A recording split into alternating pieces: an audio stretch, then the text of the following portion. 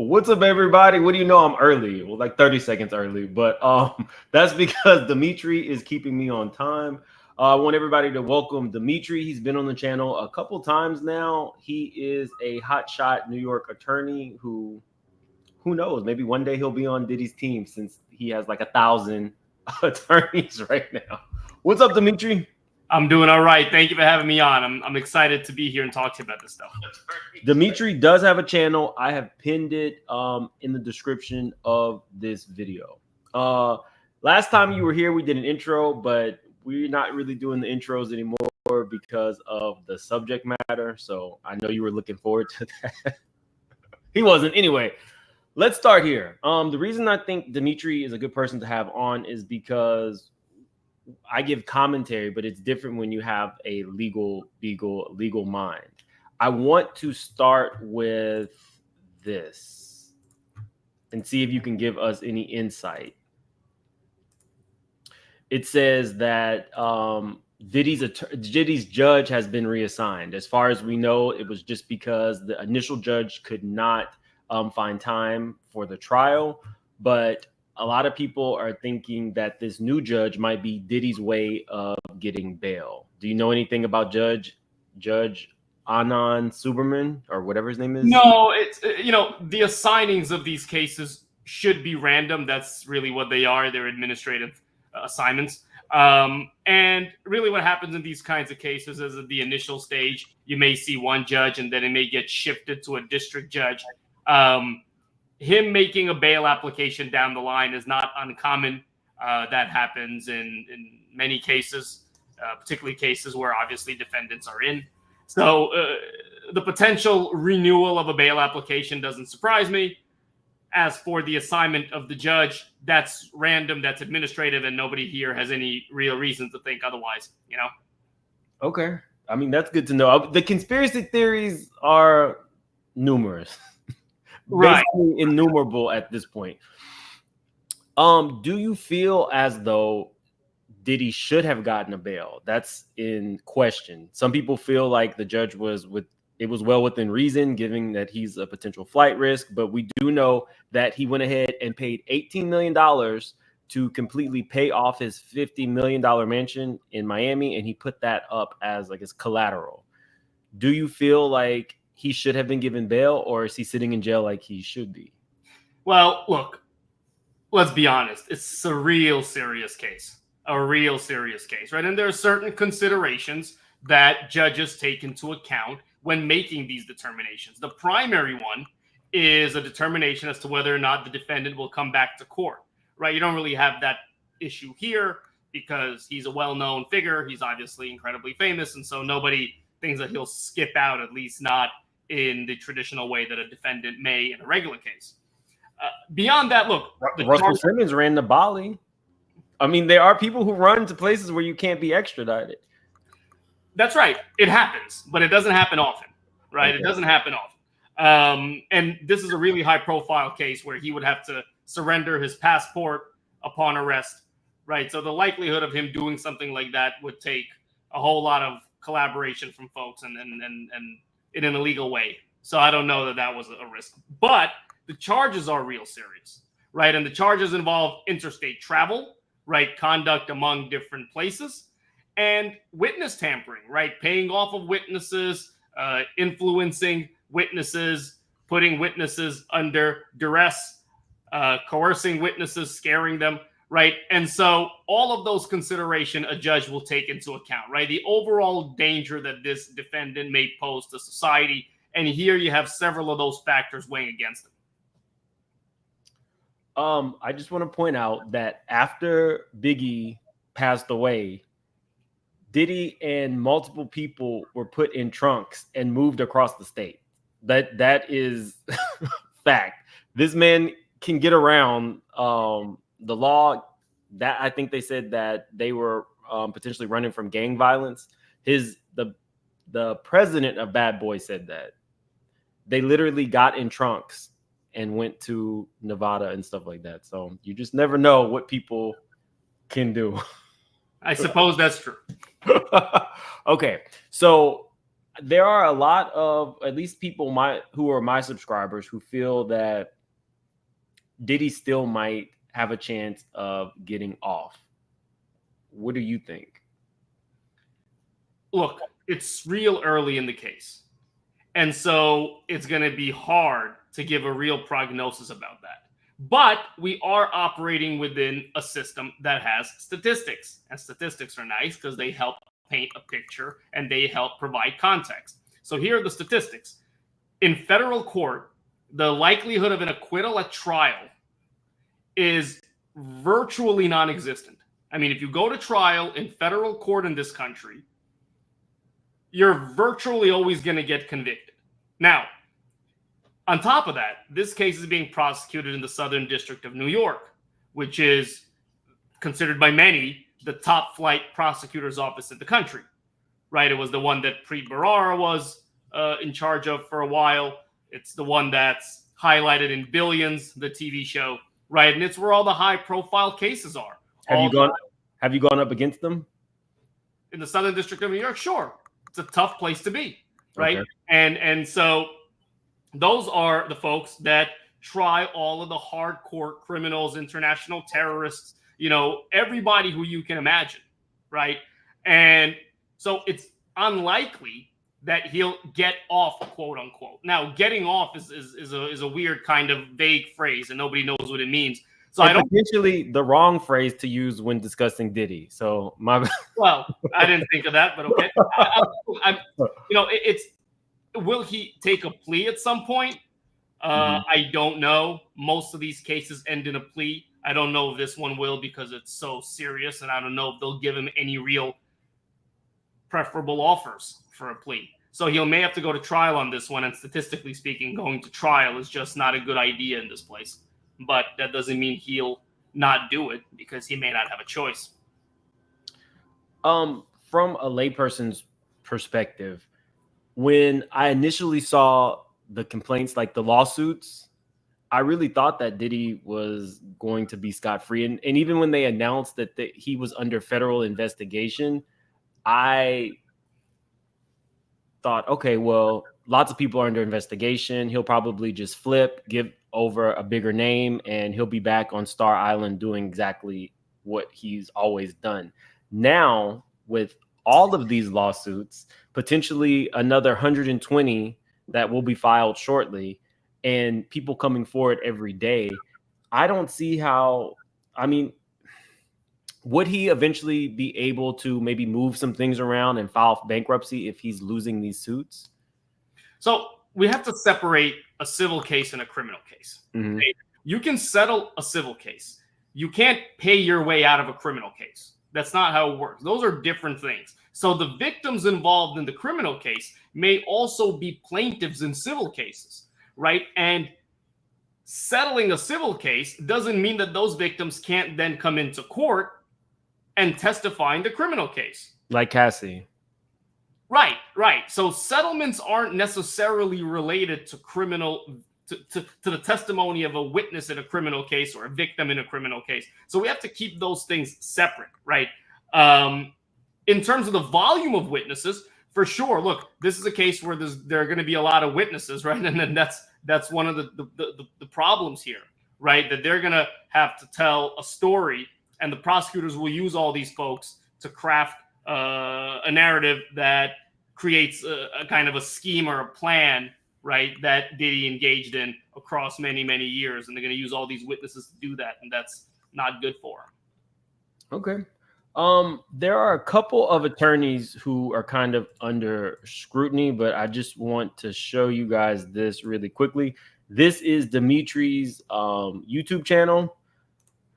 Dmitry represents clients in criminal cases and matters in civil litigation. He's the founder of the law firm Dmitriy Shakhnovich.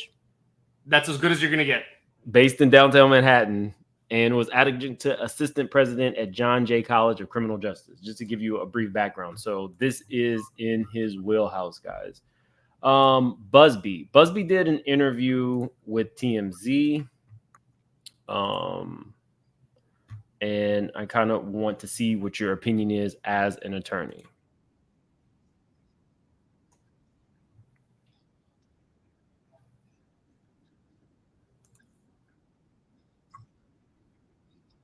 I can't hear him. Oh, you can't hear it? Hold on.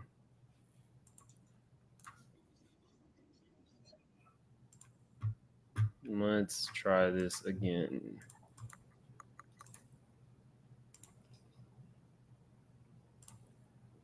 I don't expect there to be anything. Everyone's focused on what other celebrities were involved. Who's going to be named, who's going to be outed. I don't expect that to happen this week. I'm hoping to file some lawsuits this week. They of course will include Mr. Combs and some corporate entities. But we want to make sure that if we name individuals beyond Mr. Combs, that we make sure that we've done our homework, because it's going to create a firestorm. We understand that. So we're going to make sure that we dot our I's and cross our T's. Tony, you said something interesting there. You said, I don't expect that to happen this week. So that sounds like there could be other people named, other famous people named down the road. I know you said this is going to be a process over the next 30 days of filing these lawsuits. So are you saying not this week, but maybe in the weeks coming after this one? I would expect so. I really don't want to get into a situation where people are, if I don't file a lawsuit next week, then, there's that creates a media frenzy. The truth is, I want to be clear about something. If you were attending one of these parties, if you will, and you attended before, or you knew what was going to happen, that is, you knew that a particular drug was being used in drinks that was causing people to be coerced and taken advantage of, and you were there in the room, or you participated, or you watched it happen and didn't say anything, or you helped cover it up, in my view, you have a problem.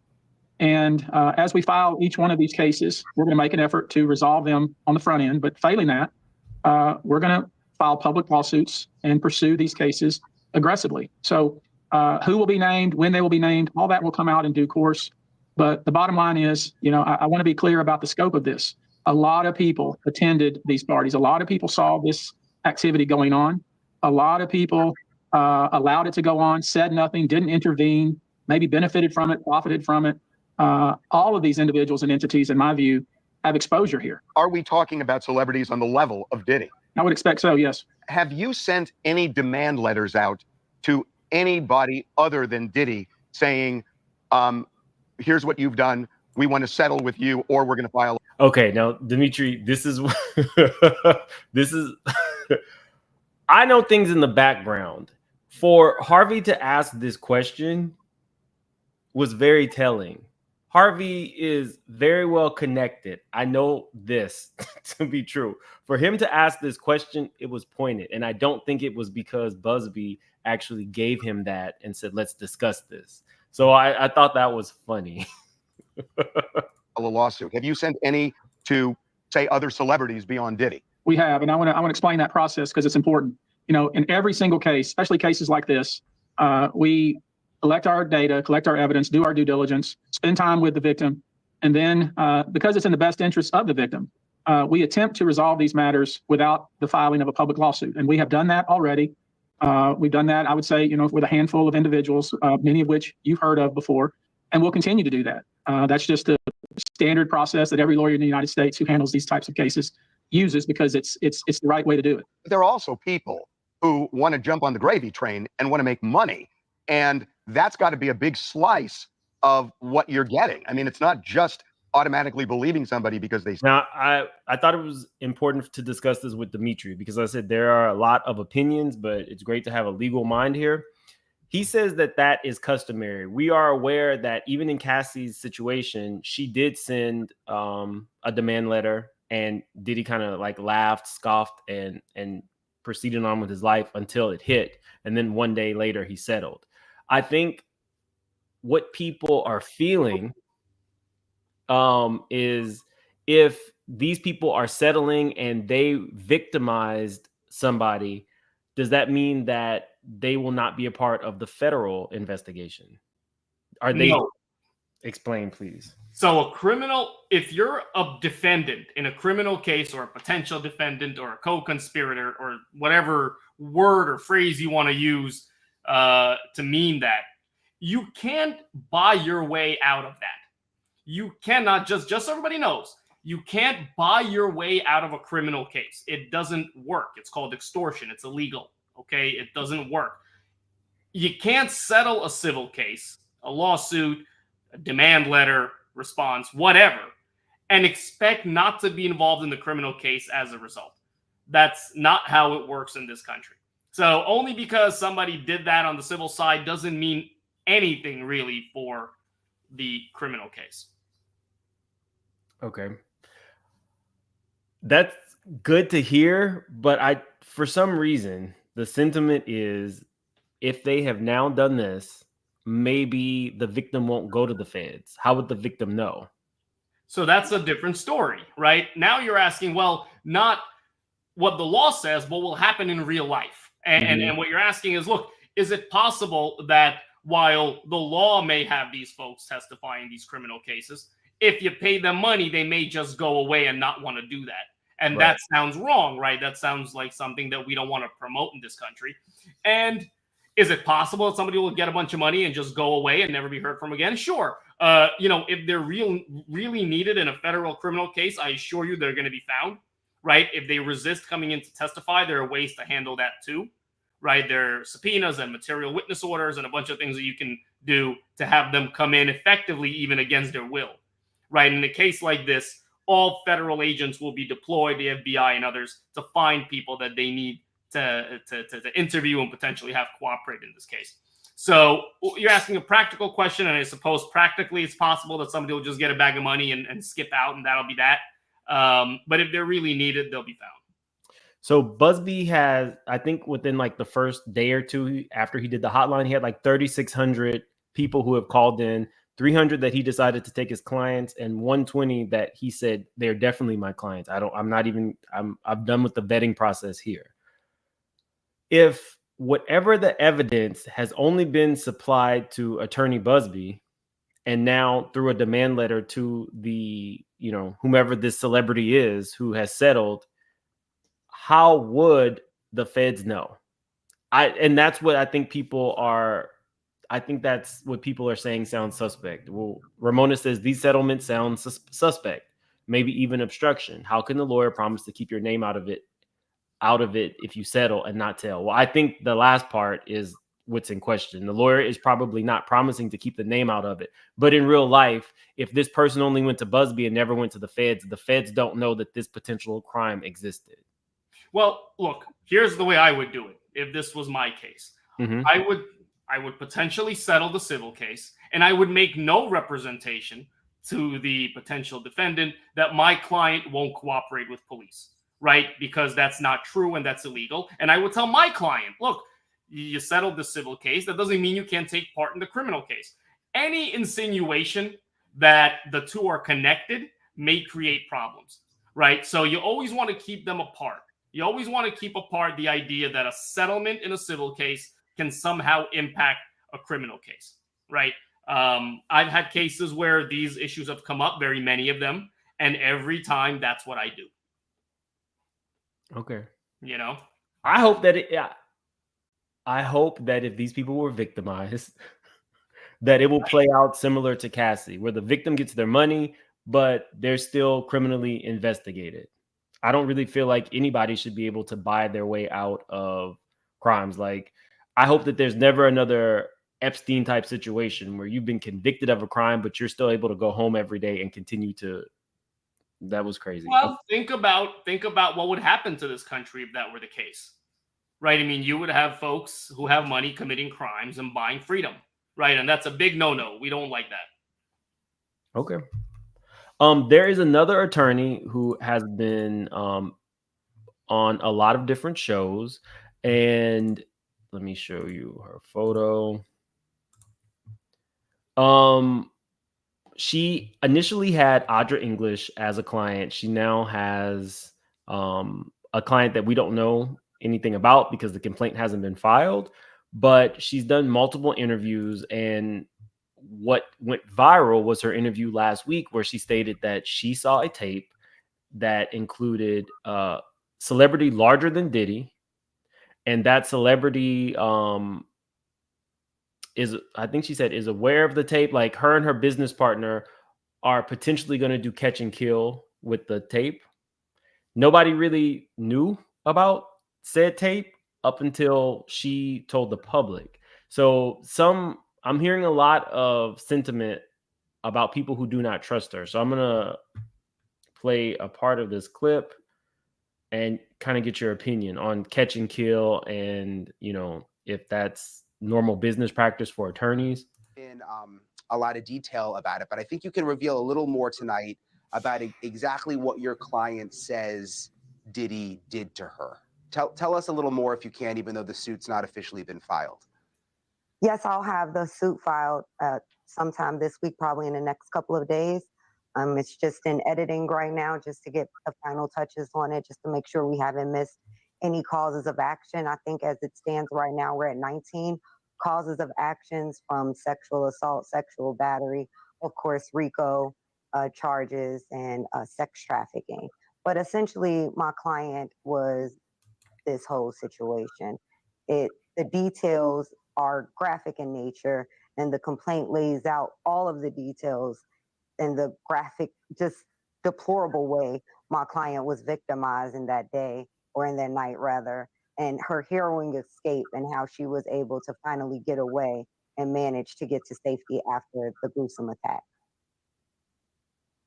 Yeah, and I know that the details are graphic, and I want to be careful. But can you talk a little bit about the baby oil? Because I don't want to talk And about then that. that's when, after she was, what was causing it, because it Let's move to wasn't as another if one. she was forced any drugs. She said she had a cup of water that she took a sip of, and she knew immediately it wasn't just water, but she only took a sip. And she felt that whatever the liquid was being squirted on her had something in it, which essentially debilitated her and her faculties. Mm. Yeah, that's what I was going to ask you. I mean, because in the complaint, the Fed's complaint, they talk about all of those bottles of body oil. So we knew there was a lot of lubricant, but do you have any idea what may have been in it? Is there something that could have been in it that would have made it so she couldn't move? So I've done some internal research after I had my intake with my client, and it seems that oil in general is used as a conduit for specific drugs, like, for instance, GHB. So in order to get that to topically take Okay, here we into go. Sorry, we're gonna do this one. somebody's body, you need a conduit in the sale of one of the Diddy tapes. So, which I declined that. Can you hear it? because, Wait a minute. Say that again. Say that again. Back up. You're saying that there's tapes and they're being shopped? yes, there have been people already shopping. We've heard about the tapes, but Yes. the shopping thing is Yes, new. there already have been tapes leaking around Hollywood, being shopped around to individuals in Hollywood. But one particular person contacted me to shop a particular video they were in possession of, and to contact the person who was in the video to see if they were interested in purchasing the video before it became a public knowledge. I've heard this before. So like a catch and kill. Catch and kill, correct. Wow. Can you, and I guess you can't reveal the person who is on No, this I can't tape. explain who the person was, but High profile? Mr. Combs was in the tape, and this other person is, I would venture to say, more high profile than Mr. Combs. Really? Really? And you've seen it? Or I've seen stills of the video. okay. So you can verify that it exists, that it's real, that the other person in the video is very visible. It's no question if it's that person in the video. And I can tell the video was pornographic in nature. Oh my. All right. So we know that he videotaped a lot of activities at his home. Okay, so she went on to say that her and her business partner, one of the girls in the tape, she can't identify if the girl was 17 to 21. And the second reason that she has not done the catch and kill as of yet is because she wants to, I guess, ensure that that those are the only copies. So I'm not an attorney. When I hear catch and kill in a situation like this, I question, like, do you have an obligation to go to the cops with this? Like, or why would you go and talk about this on national news when you are going through some type of back and forth with the person to potentially catch and kill the story? I don't know. Is that something that lawyers typically do? There's a lot of questions around this. So it's a bit strange. I haven't heard of this before just now, and you kind of skipped around the video, so it's tough for me to tell exactly what's going on. Here's the truth. When you have a case that is this high profile, okay, there are ethics rules, right, that restrict lawyers from going to the media and other things. of that nature, right? Because what we don't want in this country is we don't want people to go to the media, right? Lawyers to go to the media and impact how a court may view a case, how a jury may view a case from the media attention that you're kind of stirring up, right? This is a case that's really not like that because it's already so high profile, right? Everybody in the world knows about this case. It's incredibly, obviously, famous around the country and elsewhere. So judging just from what I heard, from what you showed me, it doesn't seem like she said anything wrong in terms of that, because communicating with the media in a case like this is normal because it's such a high profile case. And there are even rules that say that lawyers are permitted to comment on cases that are high profile to protect the interests of their clients to the extent that those interests may be impacted, and so on and so forth. As it relates to duties that a lawyer owes, lawyers really only owe duties to clients. Obviously, lawyers can commit crimes and do other things. That goes without saying, and we have no reason to think that she's doing any of that. But lawyers really only owe duties to clients, right? So if she's representing a client, everything that she can do within the confines of the law and ethics, she is obligated to do, right? She is obligated to zealously fight for her client, and those are the efforts that she's seeming to put forth here. Okay. So someone asked, why did I have to pause the video? Because Dmitriy is very busy. He was just in court and he only has 30 minutes. So we can't go through everything, but there were a lot of questions that my subscribers had that I thought, who better than Dmitriy to kind of tackle. Just as an attorney who is in New York and witnessing all of this, what do you think about the Diddy case? Just open-ended question. I think that I knew when the search warrant was executed all that time ago, when he was raided, I knew that he would be indicted. I mean, that's just what happens in these cases. And I know that while the case is still early, the feds, the FBI, all the other agencies that did work in this case, and the attorneys that work for the Southern District are really good at their jobs. And I know that when those places and those people invest all the money that they have in this case, and I'm sure there's a lot of it, they probably put together a good case. They have the resources, they have the brains, and they have the wherewithal, right, to put together a good case. What that means is they've probably done a good job of gathering witnesses, gathering evidence, vetting these witnesses, right? And that's not to say that he'll be convicted. I don't know. Nobody knows. But it's not looking good for him. And that's sad to say because he is entitled to the presumption of innocence. He is innocent right now. He'll be innocent up until there is and if there is a guilty verdict. He's innocent to the court, but to the court of public opinion, YouTube. Well, I think that right now he's more concerned with the court that's keeping him in prison than this court of public opinion. But you're right, publicly, right? And as I'm not a PR guy, as it relates to public relations, he's probably in a whole lot of trouble. But that's secondary right now, I assure you, to defending this case. Because if and when this case goes to trial, he's going to have to face a whole lot of questions, and he's going to have to figure out how to navigate those very, very messy waters. Okay. Well, I'm not gonna keep Dmitriy. We're gonna end this on time, guys. Again, we have a couple. We might have a question. Goddess Noel says, "Isn't Attorney Buzbee obligated to notify authorities of criminal activities that is revealed in the course of his discovery for the civil case?" So it's funny. No, right?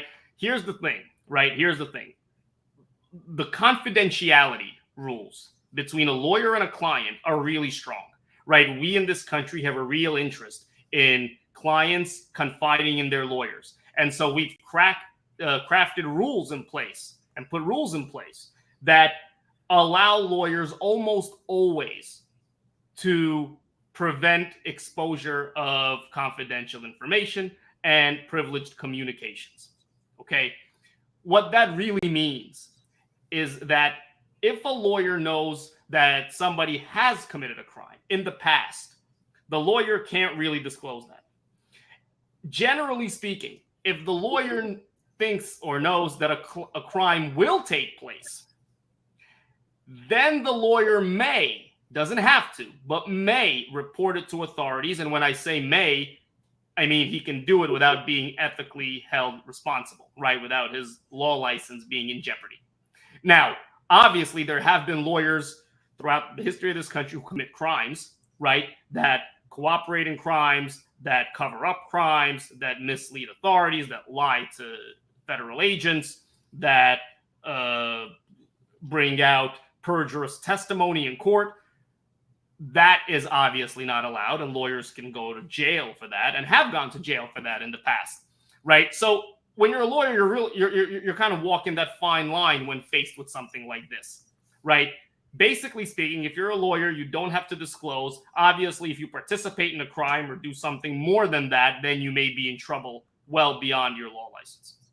Okay, one more. Why are all these people throwing away their money? The accusers will still come after them just like they did Bill Cosby. Yeah, that's a great question. That's a great question, and that's absolutely correct, right? You can't, legally speaking, ensure that paying somebody off will not make them go to the authorities. And in fact, you're not allowed, right, to even bring that up, right? Because then it may look like, that's what happened with, I think, was it Stormy Daniels' lawyer who tried to settle a case with Nike and then kind of threw in there that if you don't pay us, we're going to go to the press with something, right? You can't really settle a case for money and imply that you're doing it for any other reason than benefiting your client, right? If you're doing it for other reasons, then you're in trouble.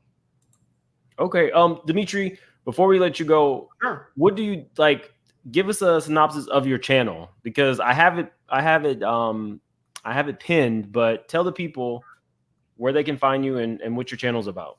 Sure. So I'm a lawyer here in New York, as you mentioned. I'm a criminal defense lawyer, and I do a whole lot of civil litigation in New York and New Jersey and sometimes elsewhere.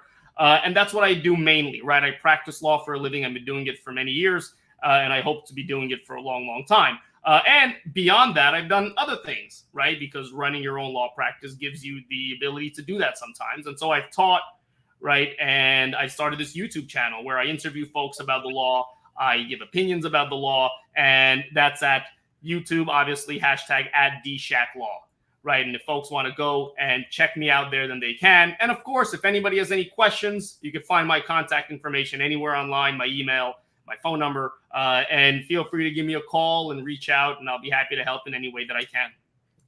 Would you be happy to help Diddy? Somebody said, would you take Sean's case?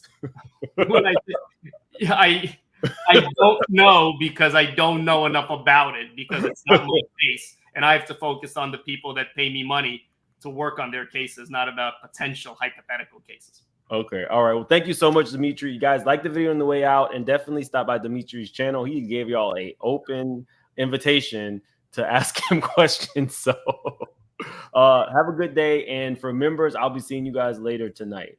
Have a good one. Appreciate it. Bye-bye.